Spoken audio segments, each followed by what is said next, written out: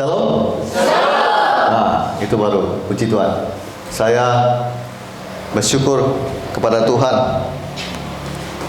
Ada sekitar kurang lebih 3 tahun yang lalu ya, saya ada di sini.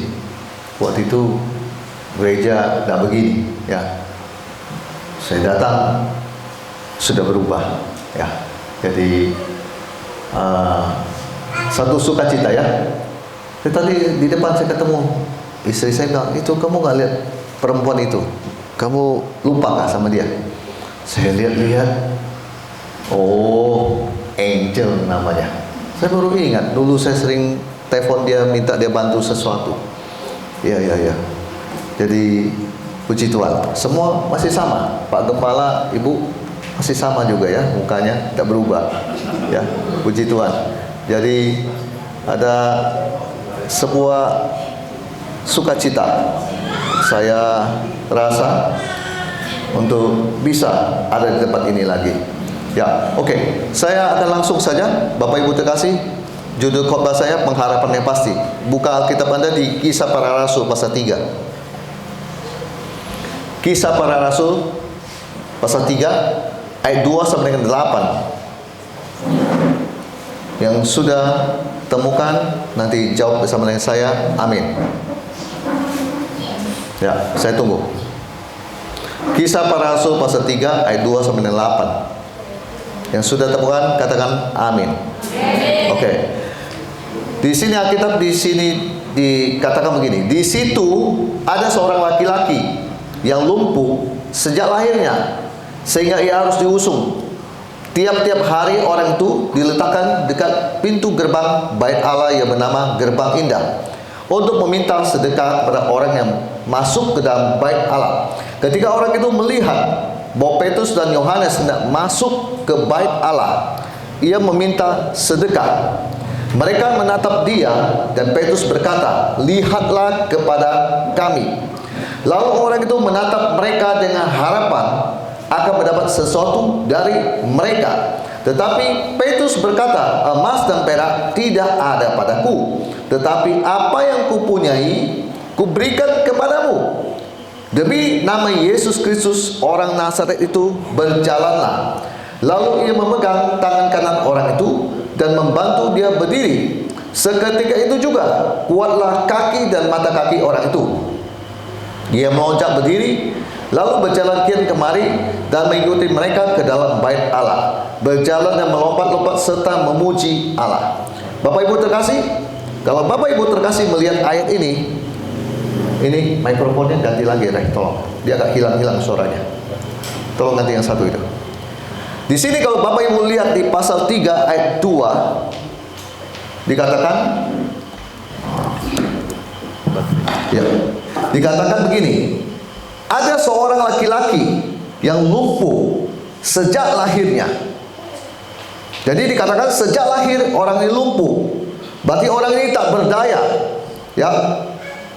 Saya lagi baca di sini dia bilang sejak lahirnya dia harus diusung. Berarti orang ini nggak berdaya. Tiap-tiap hari orang ini diletakkan di dekat pintu gerbang Allah. Untuk apa? Untuk mengemis, untuk meminta sedekah. Jadi orang ini sudah biasa dengan kebiasaan dia mengemis, minta belas kasihan dari orang-orang lewat. Nah, suatu hari singkat cerita, orang ini melihat Simon Petrus dan Yohanes hendak masuk ke bait Allah. Dua rasul dari Yesus Kristus hendak masuk ke bait Allah. Orang buta ini tetap sama. Dia meminta sedekah. Ya. Nah, Pak Bu, saya mau ngajar pada Bapak Ibu terkasih untuk belajar satu hal, bahwa Anda harus menaruh pengharapan kepada Tuhan, bukan pada manusia. Ya, manusia gak bisa nolong Anda. Manusia menolong Anda terbatas. Ya, manusia tuh nolong Anda kadang ada maunya. Oh, saya sering ketemu orang begitu. Ya, saya sering ketemu orang begitu. Nah, Dia, waktu dia lihat dua rasul masuk ke bait Allah, dia tetap sama. Dia nggak tahu itu orang dua itu rasul, orang yang Tuhan urapi. Nah, lalu gini, mereka menatap dia, dan Petrus berkata, lihatlah kepada kami. Ini menarik sekali. Jadi Simon Petrus sama Yohanes sudah tahu ini orang akan minta uang sama dia. Jadi Simon Petrus sama Yohanes mau mengajar orang ini jangan fokusnya cari tangan manusia. Amin. Loyo sekali, Pak, Bu. Jangan loyo, harus semangat. Amin. Gembala Anda tuh orang semangat. Jemaatnya harusnya transfer juga semangat. Amin. Iya, saya kenal hambanya, semangat kau bicara. Ya, jemaat juga semangat, jangan loyo-loyo. Ini sudah ibadah paling malam di antara Sumba KKR yang pernah saya adakan. 7 lewat sekian tuh ibadah paling malam menurut saya. Istri saya bilang ini ibadah memecahkan rekor paling malam punya. Biasakan orang jam 5, jam 4. Ini paling malam 7.30 lewat, hampir 7 sekian gitu loh. Nah, harusnya semangat ya. Hamba Tuhan sudah dari pagi sampai malam begini ya. Tadi juga banyak masalah, problem dan sebagainya. Ya, bukan saya banyak bikin masalah, tetapi Tuhan izinkan banyak masalah dan sebagainya, tapi saya tetap semangat. Pak, Bu, lihat ini.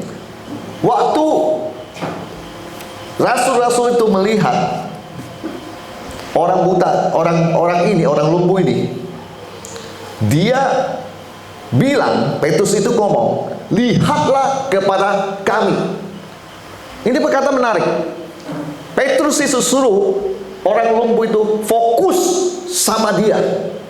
Berarti ada sesuatu yang Petrus mau keluarkan buat dia.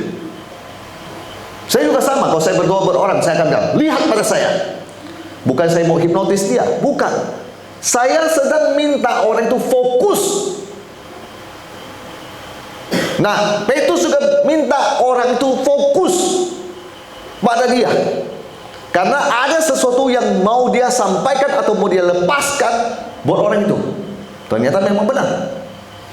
Tetapi orang ini memang dasarnya sudah punya kebiasaan dan setiap hari mengemis, nggak pernah berubah. Waktu Petrus ngomong begitu pun tetap sama. Saya temukan di sini, dia menatap mereka dengan harapan akan dapat sesuatu. Wah, parah. Ini orang kayak begini parah. Saya khotbah kemarin di satu daerah, Pak Pendeta. Itu daerahnya pedalaman, jauh. Dibawa oleh hamba Tuhan ini. Kita sudah khotbah firman Tuhan yang menurut saya sudah cukup bagus. Tetapi ini orang hamba Tuhan gembala ini nggak nangkap. Saya bukan menghina orang, saya bilang nggak nangkap.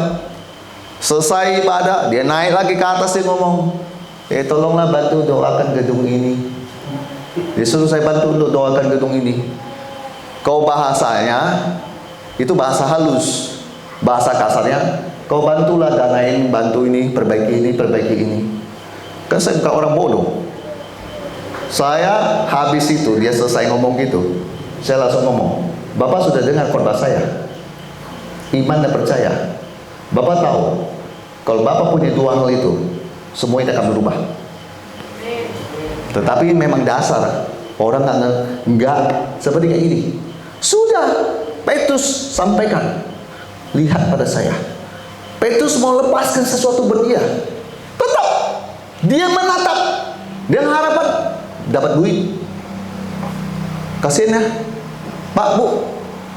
Adakah Anda di sini seperti orang-orang yang saya temui di daerah-daerah di luar Sumba yang menganggap, maaf kata ya, yang menganggap bahwa satu lembar ini lebih berharga daripada firman Tuhan. Saya bilang itu orang bodoh yang paling pernah saya kenal. Karena dia menyangka, dia kalau dapat ini dari saya, dia dapat segalanya. Saya mau kasih tahu, ini nggak bisa mengubah hidup Anda. Baca nilainya, 100.000 kan? Berarti nilainya 100.000. Firman Tuhan lebih dari 100.000. Firman Tuhan yang saya tahu, dengan firman yang saya tahu itu, saya bisa mendapatkan 10 juta, 20 juta, 30 juta. Tergantung saya percaya sampai di mana. Makanya saya bilang, orang cuma cari itu uang kecil. Keluar sebentar, habis sudah. Amin. Saya mengajar jemaat untuk Anda bisa mengukur. Jangan matanya itu terpaut dengan hal begitu. Ya, kadang saya juga lihat hamba Tuhan, kasih sekali. Yang dia kerja cuma berapa ratus ribu. Aduh, sudah. Saya mau kasih tahu Anda begini. Kau punya firman, kau punya segalanya. Kau punya 100.000, ingat angkanya 100.000, tidak lebih. Nggak bisa beranak cucu, tetap segitu. 100.000 is 100.000, tak pernah berubah. Kau punya firman, mungkin kamu saat ini nggak punya apa-apa, tapi dengan firman yang tidak ada bisa menjadi ada. Saya sangat percaya begitu, Pak. Hidup saya itu Tuhan berkati begitu. Nah, waktu dia meratap mereka dengan harapan akan mendapat sesuatu dari mereka, Petrus langsung cut dia lagi. Petrus ngomong apa? Emas dan perak tidak ada padaku. Petrus seperti orang tak punya belas kasihan. Dia kan mau minta belas kasihan. Petrus bilang, emas dan perak tidak ada padaku. Petrus sebenarnya mau ngomong, kamu butuh uang atau butuh kesembuhan? Beberapa orang yang saya tahu tunanetra yang ada di jalanan di Jakarta, yang dia cari bukan kesembuhan. Apa? Bagaimana Bapak bisa tahu? Saya tahulah. Ada kelompok-kelompoknya itu. Yang pelayanan kami, teman saya punya pelayanannya tunanetra itu saya tahu, saya dengar dari dia. Yang dia inginkan bukan kesembuhan. Nih, belas kasihannya orang, kasih uang, udah biar bisa dari hari ke hari. Mungkin kalau Yesus dah ada di tahun 2025 lalu menjamah orang itu, dia juga akan bilang, Pak Yesus, kalau bisa saya jangan sembuh dah, tetap biarkan saya begini aja. Biar kenapa? Saya bisa kemana-mana dan mengemis. Oh, Tuhan hari ini mau mengubah mental kita. Amin. Tuhan mau mengubah mental Anda yang suka mengemis, mental kita yang suka mengemis. Tuhan mau Anda ada pemberi berkat. Ada amin. Amin.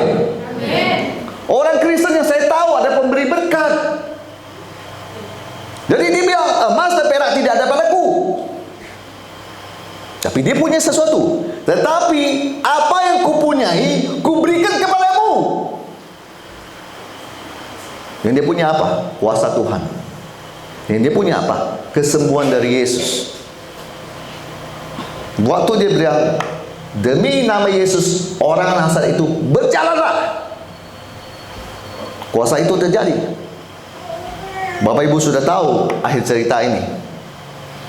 Singkat cerita dia bilang, lalu ia memegang tangan kanan orang itu dan membantu dia berdiri. Seketika itu juga kuatlah kaki dan mata kaki orang itu. Ia melonjak berdiri, lalu berjalan kemari dan mengikuti mereka ke dalam bait Allah, berjalan dan melompat-lompat serta memuji Tuhan.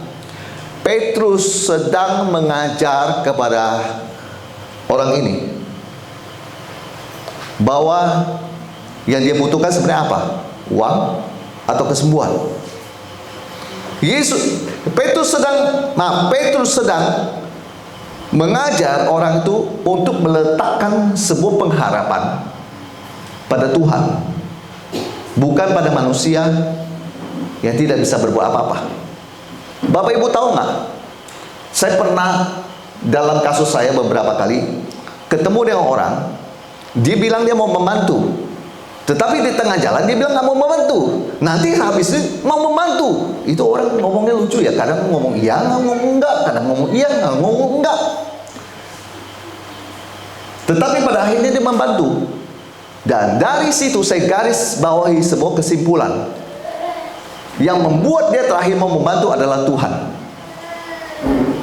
Di situ saya tahu bahwa kita manusia ini nggak punya power, nggak punya apa-apa, hanya Tuhan. Jadi kalau kita mau menaruh pengharapan, taruhlah semua pengharapan yang pasti di dalam Tuhan. Jangan taruh pengharapan pada sesuatu yang bisa bergoyang.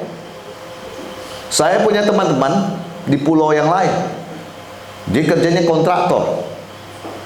Jadi saya lihat dia, setiap ganti bupati, ganti siapapun, itu orang yang dia tembak. Selalu. Ini kan saya bukan rahasia umum, semua orang juga tahu hal gitu. Dan saya lihat itu bukan sebuah pengharapan yang pasti. Pak, Bu, saya mengajar jemaat di tempat ini untuk Anda pelajari kisah ini. Taruh pengharapanmu kepada Tuhan. Bagaimana cara kamu menaruhnya? Ya, dengan kamu memanjatkan doa dan permohonanmu selalu pada Tuhan. Bukan membiasakan mulut untuk meminta bantuan kiri dan kanan. Halo? Bukan membiasakan mulut untuk meminta bantuan kiri dan kanan. Pak, manusiawi kita terlalu sering kita akan meminta bantuan si A, si B, si C, si D. Dan kita berharap Tuhan bekerja. Padahal kan terbalik. Terbalik, Pak Bu. Yang benar, harapkan Tuhan bekerja, kita lagi duduk, kiri dan kanan Tuhan gerakkan. Amin. Ini terbalik. Cari pertolongan si A, si B, si C, si D, kemudian berharap Tuhan campur tangan. Aduh, kamu punya skenario itu. Maksud saya, kamu yang jadi sutradara kok gitu. Kan Tuhan yang sutradara, Tuhan yang ngatur semua. Kita berharap sama Tuhan. Ketika kita duduk diam, si A, si B, si C, itu yang Tuhan gerakkan. Cari kita. Itu yang benar. Atau kadang-kadang kita duduk, tiba-tiba Tuhan dalam bayangan kita ingatkan si B. Pas kita telepon si B, tanpa kita tanya dan mau minta bantuan, si B langsung bilang, apa yang bisa saya bantu? Itu beda loh Pak Bu. Itu beda loh. Itu berbeda dengan kamu datang sana sini mengemis, minta pertolongan. Pak Bu, saya perlu membawa firman ini kepada jemaat supaya di hari-hari ini, termasuk nanti masuk di tahun 2026, kamu punya pengharapan yang pasti. Saya mau bilang, saya di Sumba, saya lihat barang harga mahal. Makan ini mahal, itu mahal, semua mahal. Ih. Terus murid saya bilang, ini NTT Pak. Oh iya, saya tahu NTT, bukan Kalbar. Saya tahu. Maksud saya mau ngomong gini. Dengan pendapatan yang minim, ditambah dengan kos-kos yang besar, pastinya stres. Benar kan? Nggak usah bilang, enggak apa-apa, saya emang nggak apa-apa. Apalagi yang full time. Setiap hari kerjanya cuma begini, yang full time. Nggak berubah. Besok buka lagi. Saya mau jawab Anda dari mimbar. Nggak berubah bro. Nggak usah dilihat terus. Kecuali Tuhan seperti yang Tuhan Yesus lakukan. Aku tada di hadapanmu 5 roti dan 2 ikan, memultiplikasi banyak dalam nama Yesus. Kecuali kau doa begitu, kau cuma tiap hari. Kemarin tinggal 2000, yang dilihat 2000 lagi, 2000 lagi. Makanya yang full time itu kadang-kadang susah mempunyai jodoh. Sebab yang ceweknya akan bilang, kalau disibukkan panggil bang ya, kakak. Orang NTT ini memang romantis sekali. Kakak. Iya adik. Makan apa? kakak, tak ada duit. Nah, saya mau bilang kepada Bapak Ibu terkasih, saya mengajarkan Anda mulai dari sekarang, tanamkan fondasimu untuk membangun sesuatu di dalam Tuhan dengan pengharapan yang pasti. Itu cuma ada ketika kau berdoa sama Tuhan, berharap sama Tuhan. Kemudian saya dari kesempatan ini juga mau ngomong, Pak Bu, jangan suka fokus cari manusia. Fokusmu harusnya cari wajah Tuhan. Amin. Yang di belakang amin. Kau punya fokus cari wajah Tuhan lewat doa-doamu itu loh. Pagi cari Tuhan, cari wajahnya. Malam cari wajahnya. Siang kau sempat cari wajahnya. Untuk apa? Saya percaya orang mencari wajah Tuhan pasti diberkati. Percayalah kata saya. Kau cari wajah Tuhan pasti diberkati. Yang tertutup Tuhan bukakan. Jangan cari wajah manusia. Seperti saya bilang, ini lagi naik nih, dekatin dia. Aduh, saya mau bilang, sudahlah, itu pengharapan tidak pasti. Dia jatuh, kena tangkap KPK, selesai kamu juga. Kamu juga selesai. Selesai, saya bilang. Ya, jangan bangga tempel-tempel orang begitu. Nggak ada gunanya. Cari wajah Tuhan. Kalau kamu mau cari wajah Tuhan, kamu pasti persiapkan dirimu setiap pagi kau bangun, kau cari dia. Nggak mungkin kamu nggak akan bermalas-malasan. Nggak mungkin kamu akan mulai. Nggak mungkin maksudnya kamu nggak setting alarm bangun pagi dan kamu cari dia. Kalau kamu sudah serius mau cari dia, kau pasti setting alarm. Bangun, kau cari dia. Amin. Amin. Saya mentertibkan hidup saya. Mau cari Tuhan. Nggak pagi, siang, malam, saya cari dia. Saya tahu kalau saya taruh sesuatu pengharapan, saya jangan taruh pada sesuatu yang bergoyang. Yang bergoyang pasti jatuh. Saya mau taruh di bawah kaki Tuhan. Saya tahu kalau tangan Tuhan di bawah kuasanya nggak akan bergoyang. Pasti baik-baik saja. Sudah kau cari Tuhan? Cari wajahnya? Cari dia dengan sungguh-sungguh? Sudahkah kamu mulai menaruh pengharapan masuk ke tahun 2026? Kamu mau apa? Apa yang kamu mau capai? Apa yang kamu inginkan? Pak Bu, saya mau ngomong gini pada Bapak Ibu terkasih. Sebentar,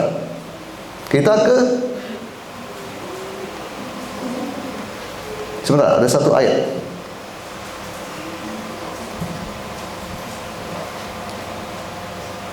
Saya suka ayat ini. Yohanes pasal 15 ayat 7.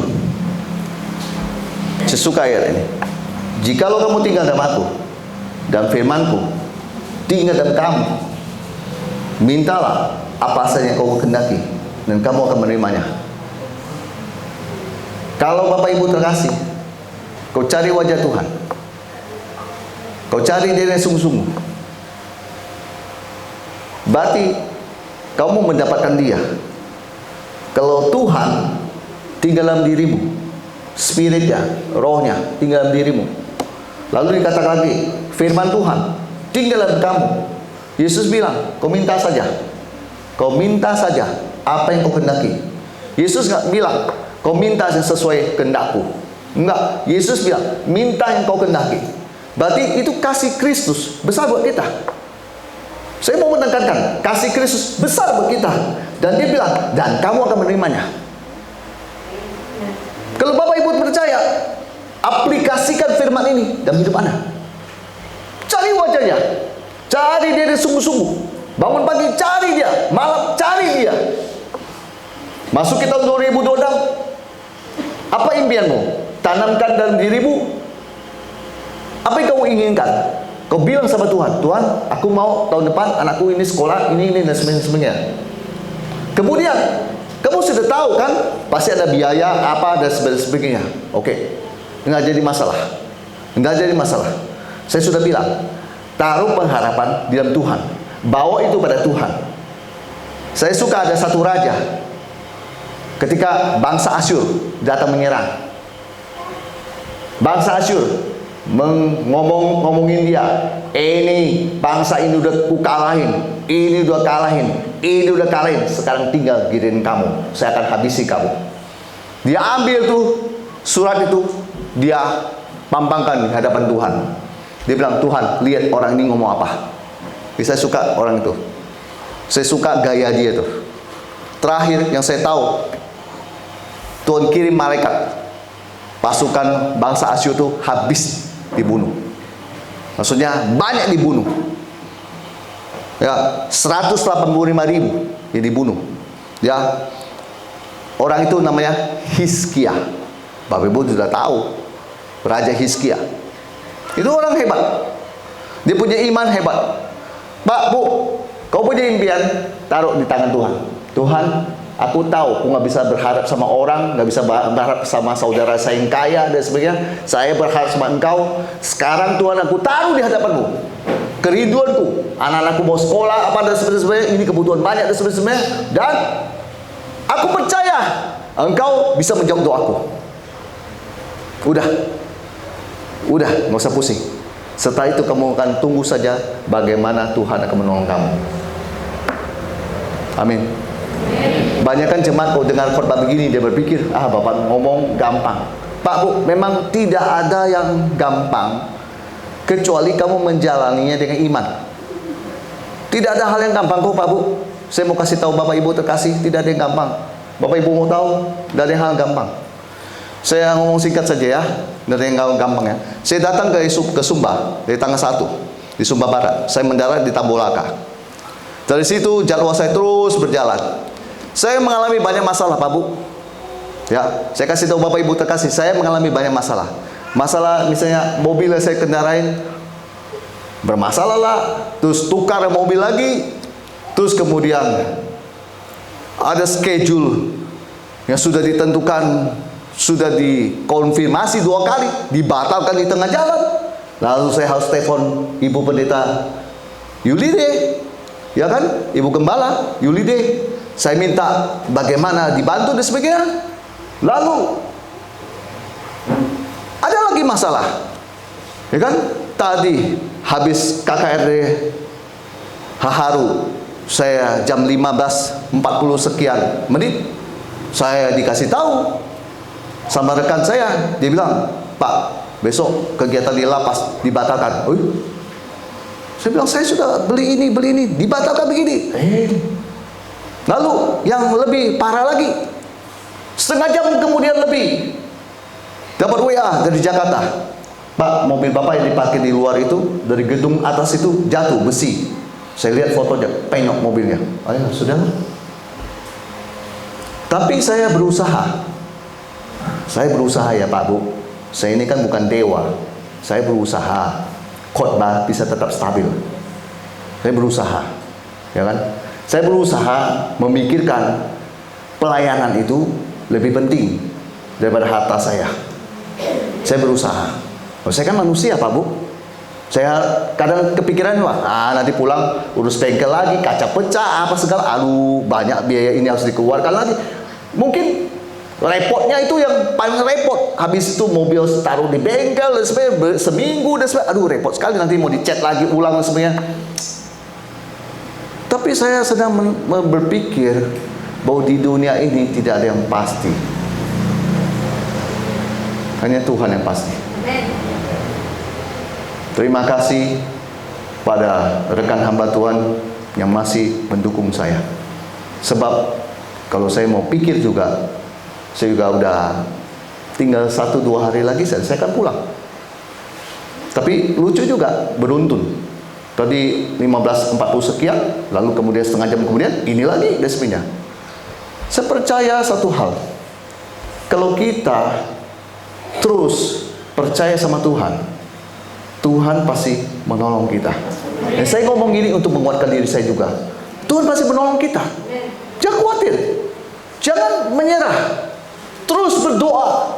Kalau kamu sudah taruh pengharapanmu dari Tuhan, suatu hari datang goncangan kiri dan kanan bilang kepada kamu, ngapain kamu percaya Yesus? Kau udah lihat, kau pelayanan kan? Kau udah bayar harga kan? Kau udah kesumbang kan? Kau udah taruh semua itu pada kaki Tuhan kan? Loh, kok kamu begini? Kok kamu begini? Jangan percaya Tuhan. Itu iblis. Sudah, jangan tahu berlebihan. Jangan berlebihanlah buat Tuhan. Enggak. Saya dari dulu enggak pernah mau menyerah. Saya berikan semua hidup saya buat Tuhan. Saya sudah buktikan dedikasi saya bertahun-tahun buat Tuhan. Saya nggak akan ubah itu. Saya cuma bilang sama istri saya, capek juga ya, pulang ngurus mobil lagi. Dari sini kan harusnya pulang udah santai-santai, udah tinggal lihat dan sebagainya, tinggal terima laporan aja. Di sini ada disembuhkan, ini disembuhkan, ini dan sebagainya, cuma terima itu. Tetapi Tuhan kok izinkan itu terjadi begini? Pak Pendeta nggak berdoa. Kata siapa saya nggak berdoa? Saya ingat dengan pasti, kemarin saya berdoa buat rumah, mobil di Jakarta. Saya bilang, Tuhan, tutup bungkus semua. Tapi saya tahu satu hal begini, kalau Tuhan tetap membiarkan itu terjadi, saya tetap dalam posisi saya percaya Dia. Itu aja. Saya tetap dalam posisi saya tetap percaya Dia. Itu yang Rasul Paulus dan Silas lakukan ketika di dalam penjara. Posisi dia tetap percaya sama Tuhan, bahwa Tuhan sekalipun mengizinkan mereka masuk ke penjara, mereka tetap punya pengharapan Tuhan itu juga yang bisa menolong mereka keluar. Amin. Pak, Bu, ini orang buta. Saya minta Bapak Ibu bandingkan dengan satu orang. Nama orang ini tidak asing lagi, Bartimeus. Ya, kalau Bapak Ibu lihat sebentar posisi Kisah Para Rasul pasal 3 ayat 2, lumpuh, yang satu buta, dua-duanya penyakit, dua-duanya cacat dalam tubuh, hanya beda lokasi saja, satu di mata, satu di kaki. Kita jalan ke Markus pasal 10 ayatnya ke-51. Di sini Bapak dan Ibu akan bertemu dengan satu orang. Ketika Yesus bertanya sama dia, sama seperti ketika Simon Petrus memanggil orang itu, lihatlah pada saya. Markus pasal 10 ayat 51. Tanya Yesus kepadanya, nih dengan baik, apa yang kau kehendaki supaya aku perbuat bagimu? Cukup jelas kan? Kau mau apa? Yesus ngomong, kau mau apa? Dia jawab, nggak bilang, ini Tuhan, ini Tuhan. Kalau yang Kisah Para Rasul itu, ini. Kalau ini jelas, dia tahu, dia cacat di mata, buta. Maka ini yang dia ngomong. Jawab orang buta itu, Rabuni, supaya aku dapat melihat. Jelas, ini orang hatinya bagus. Lalu, ini orang hatinya bagus. Saya tahu dari firman Tuhan, ini orang hatinya bagus. Dia cari Tuhan. Buat apa? Yang dia rasa dia butuh, itu yang dia minta. Dia nggak minta kekayaan. Dia nggak minta uang untuk kehidupan dia. Dia nggak minta uang buat dia bisa menikmati hidup dan sebagainya, dan dia senang dengan kondisi dia yang buta.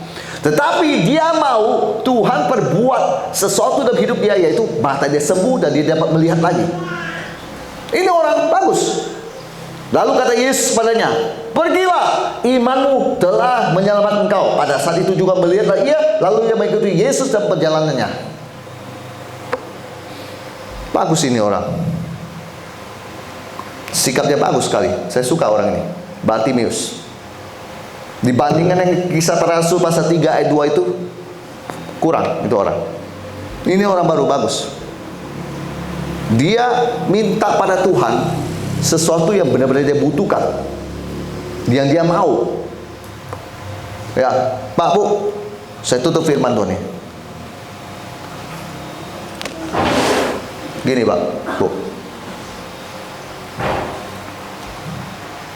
mulai dari hari ini, jangan salah berharap. Jangan taruh pengharapanmu pada manusia. Nanti kecewa kamu. Orang boleh berdatang sama Anda, orang kaya. Pak Pendeta, kalau ada apa-apa, telepon saya. Dengar baik, terlalu banyak orang ngomong gitu sama saya. Terlalu banyak. Bahkan dia bilang, nanti ini tip mobil ini, yang harganya 50, saya akan kasih buat kamu, pasang di mobil kamu. Sampai hari ini nggak ada. 50, bukan 50.000. Mama, bukan 50.000. 50, nolnya ditambah lagi 6. Nggak ada.